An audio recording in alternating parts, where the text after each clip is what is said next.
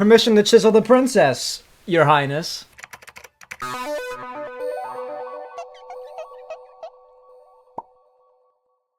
Yo, I'm Mat4yo, and this is Chisel This, a show where we break down storytelling mechanics in music, rap, and especially rap battles. When you search rap battle on YouTube, results may vary, but you'll find lots of epic rap battles of history. That one high school rap battle I filmed with Ashton Larold. Oh, and look at that, there's me and my friend Cam. And reigning supreme, above all, in terms of single video views, is Princess Rap battles. Now, even when specifically searching for epic rap battles of history, for years its senior, Whitney Avalon's Snow White vs. Elsa, tops the chart with 222 million views, beating out the highest viewed ERB by 74 million.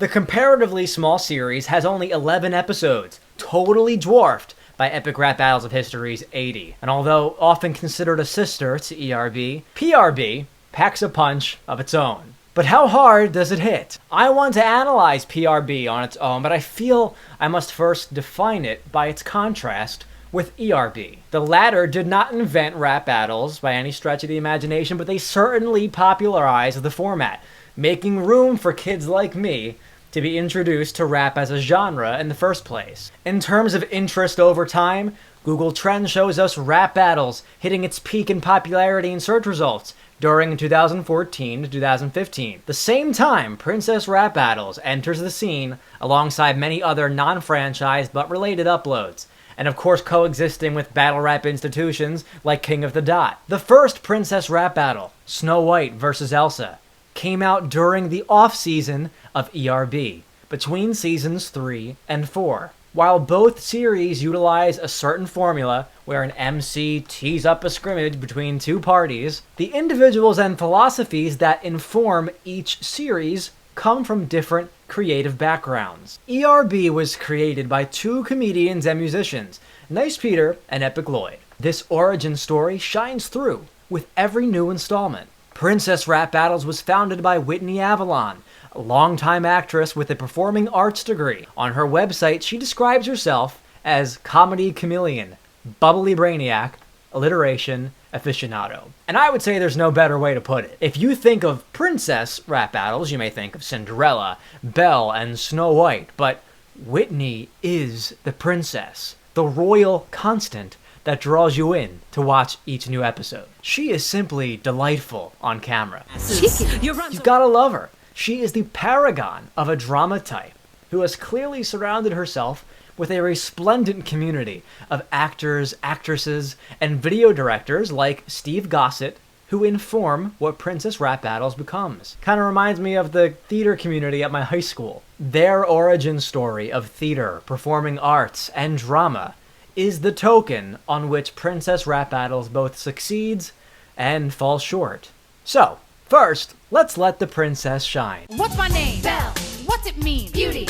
I'm the perfect combination of brains and booty. From the get-go, Princess Rap Battles has had an immaculate costume and set design, often opting for realism over abstract backgrounds supplanting a green screen. Taking inspiration from stage and street rap battles, PRB invites guest characters to populate the backdrop. This, alongside carefully choreographed movements, is compensation enough for an otherwise static video angle. If you approach PRB on a shallow face value level, you will enjoy them. Once, twice, maybe more. It's not like they are products of soulless corporations. Each installment is above average in quality, and that's clearly good enough for millions. Content is king, or in this case, queen. But just like with Bart Baker's parodies, there is still potential to explore, idiosyncrasies to patch up. I don't want to tear them down, I want to be constructive in any way that I can. Me being a one-person show versus a whole crew of people. How can I contribute from my bedroom? Let's find out. Across the board, I think the biggest thing missing from PRB is dynamic range. The ratio between the largest and the smallest value, in this case being the range of emotions, moods, tension, conflict. The first example is how the instrumentals, the beats, feel one-dimensional. Princess Rap Battle! This literally sounds like that time when I was 13 And I was so low on resources that I downloaded an app onto my iPod Touch to make a beat, and then I played it literally through the internal speaker of the iPod into a Rock Band microphone using Windows Movie Maker's narration software on my $200 laptop. Rap battles like these, where you're pitting up these two characters that would otherwise never meet, they rely on a suspension of disbelief. With epic rap battles of history, they grip you immediately with the big personality announcer screaming that perfectly lays up the dunk that is the first verse, the beginning of the song. Rock bottles of history. Deadpool, Forsyth,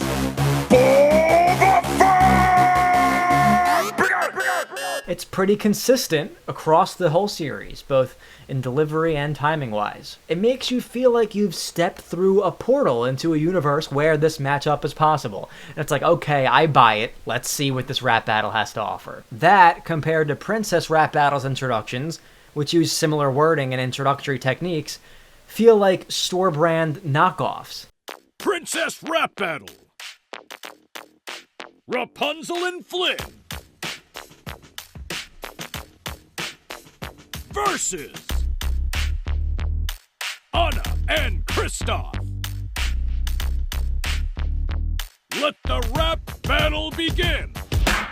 Now, they don't have to feel flat, as evidenced by Katniss vs. Hermione's skit at the beginning. They write in the description, when the Goblet of Fire selects the girl on fire, Hermione takes on Katniss in a book babe brawl. That's awesome. That is what we need out of Princess Rap Battles. That fantasy scenario is the suspension of disbelief that every Princess Rap Battle can benefit from. Between the 11 episodes, it takes an average of 21.27 seconds for anyone to start rapping, with the shortest intro being 9 seconds and the longest being 34 seconds, longer than half a minute before the song even begins. That's a lot of time spent listening to only the instrumental and the announcer, both of which feel underwhelmingly basic in comparison to ERB. Between their episodes, it's hard to differentiate one instrumental from the other, as they mostly consist of a simple drum kit loop with nondescript bibbity-bobbity synths. They make every battle feel like the same thing, just with a different coat of paint. I could recognize and enjoy every epic rap battle of history by their instrumentals alone, simply because of the way that they utilize layering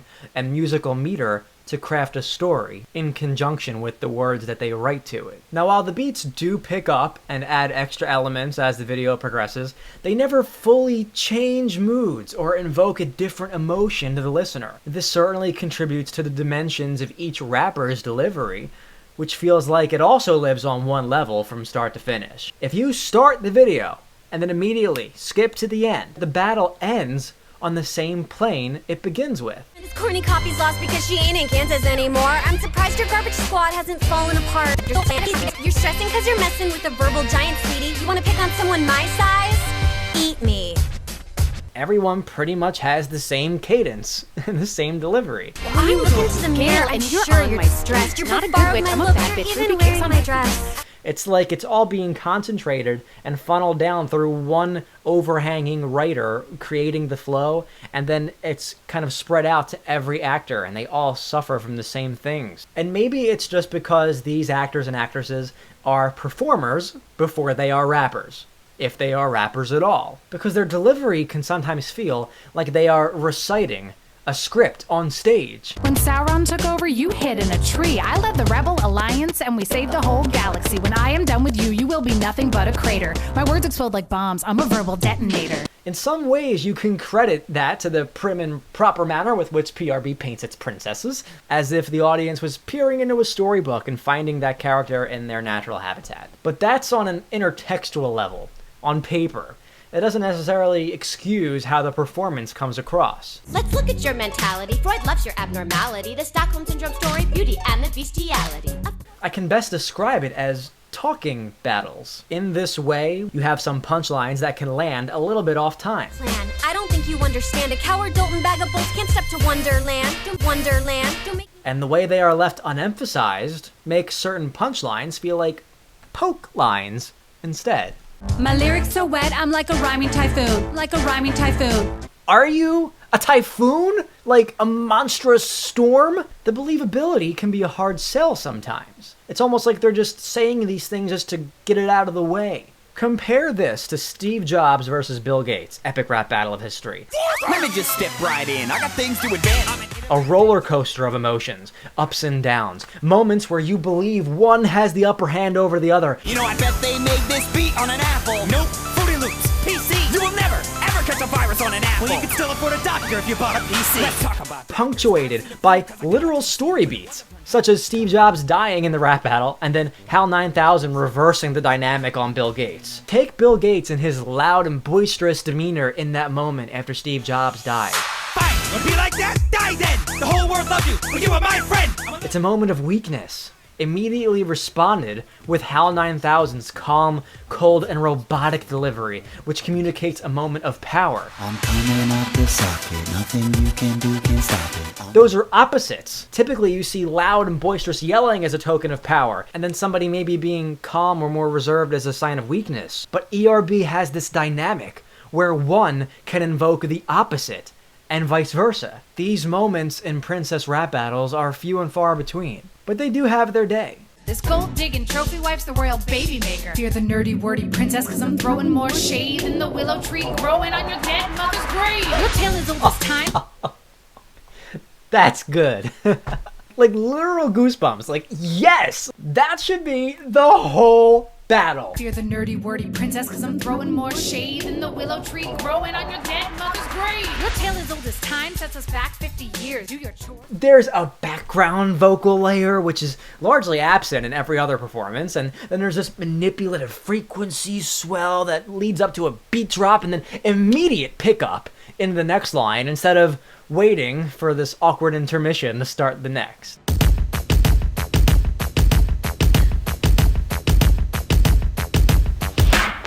It's the wait my turn effect. Intermissions make sense in stage and street rap battles to allow the audience to catch their breath, reset, weigh the current dynamic situation between the battlers and ration potential outcomes in their heads, wonder what they're going to say next. But in a scripted and musically based motion video like princess rap battles, they just come off as these awkward pace breakers. Call it cute, call it quirky, or call it cringy. I think these moments have become an expected staple of the series and almost provide that moment of unique clarity to set it apart from other rap battle media, but I'm never sold on them. Drop the mic like a wire, you'll fry and die on a pyre, cause you're gonna get burned by the girl on fire! On fire, oh, just like your dad, or the hospital you visited to film a quick ad. The lyrics in general started out pretty basic, but became much more in-depth as the series progressed. The very first line in the PRB franchise don't do much to credit what the franchise is about. It's not lame that my aim here's to tell you the truth. I'll hit it out of the park like my name is Babe Ruth. Gotta start. They're better fit for an introduction to a schoolyard rap about playing sports. In contrasting their basic lines, sometimes princess rap battles relies too much on wordplay instead of making dynamic arguments. Take this example, 3 lines only using wordplay, beginning each line with "you're blank." Timer, you're a terrible rhymer, a tower and social climber. You're a colossal debacle, even Olaf knows you're awful. You're as crooked as your nose, I should dust you like Gothel. However, some good lyrics do have their day in princess rap battles. Your film stars mice and cats with an old fat fairy. Your silly stories shoehorn into freaking Tom and Jerry. You say you want to party, next you run off down the halls. It's like you always choke once you make it to the ball. You think that's funny? Oh my god, that is so funny. That is so good. And then Cinderella's like, you think that's funny? Like yeah, I do think that's pretty funny. Your hair is a letdown and no one respects you. So get back in your prison atop that tall architecture. Won't be coming back for seconds because anorexia. Like that's big brain stuff right there. Isn't it scary when you're forced into marrying, surrounded by hairy men, and losing your cherry then? Your baby's miscarrying, bargain Barbie barbarian, like the last dead Valerian, I will bury House Targaryen. You got your own itty-bitty pity committee. You can run, you can hide, but I'll get you, my pretty. They do find opportunities to transform vernacular from the source material to work in a diss rap landscape. Like when Dorothy says, bring down the house, like that's music rap vernacular, but it literally bring down the house on the Wicked Witch. Like, it's a great line for a rap battle. It emphasizes the fact that Dorothy is rapping. And that's what I think they need to do more of, is find excuses to bring out these moments that only work because they're princesses and they're in a rap battle. Another thing I've always been a fan of is manipulating in-world mechanics to generate exaggerated scenarios, like how Anna takes dissing Rapunzel's hair way out of the box. You've got an avalanche of dandruff and lice by the million. You need a lake of shampoo and a full-body Brazilian. You know, after watching all 11 princess rap battles, it's hard to not appreciate the time and talent of everyone involved, especially Whitney Avalon. I think some of her performances do blend together with one another, but she can truly excel. For example, when she immerses into a role such as Mary Poppins, which I just think is perfect for her. Practically perfect people prefer to be polite, but sometimes you just have to say screw it. You never get applause, you're the dependent clause. I love how she uses her singing talents as well in here. She's a great singer. Why isn't she singing more in these? Just because they're rap battles doesn't mean she has to rap the whole time. Spending some time with the series, watching behind-the-scenes videos, I think I could sum up Princess Rap Battles as the one experiment of a talented actress that caught on. I was working on a comedy rap from my perspective, and there was a line about how pale I am. What if it's actually Snow White rapping? And it all just came from there. The entertainment industry is decisively difficult to succeed in. Sometimes you have to throw things at the wall and see what sticks. This idea seemed to fall into their wheelhouse, even though they were theatrical performers before they were rappers. And even though the projects look big budget, there's this raw, homemade feeling I get from watching them. Something that evokes a different emotional response than what I expect from epic rap battles of history. It's an honest effort to bring people happiness with your talents. And isn't that what the world needs more of? So here's my top 5 princess rap battles. 5 is Rapunzel versus Anna. Number 4 is Dorothy versus Alice.